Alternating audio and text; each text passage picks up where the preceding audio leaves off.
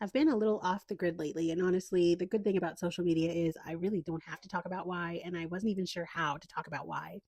But a big goal for me this year was to be more vulnerable in all aspects of life. I tend to be a really closed off person, and I really am trying to change that because it opens you up to so much more of the goodness of life. It even opens the door for others to share their vulnerabilities with you as well. I had a pretty scary health scare, I guess I'll call it, that took me away from a lot of things that I love. And it's not that I couldn't do them. I'm very grateful that I could still do a lot.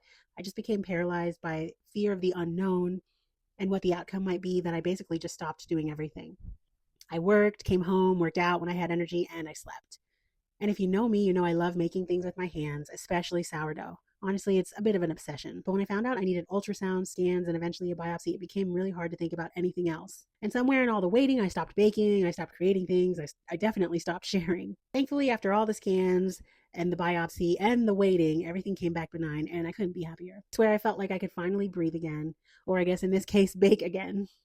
There's just something about getting your hands covered in dough, making something from basically flour, water, and a little patience that feels really grounding, at least to me. And I know a lot of bakers feel the same. I think sometimes we don't realize how much we take the ordinary things for granted until we're scared we might lose them. So I'm really happy to be back in the kitchen, getting my hands dirty and making something delicious for the people I love. And I definitely won't be taking it for granted.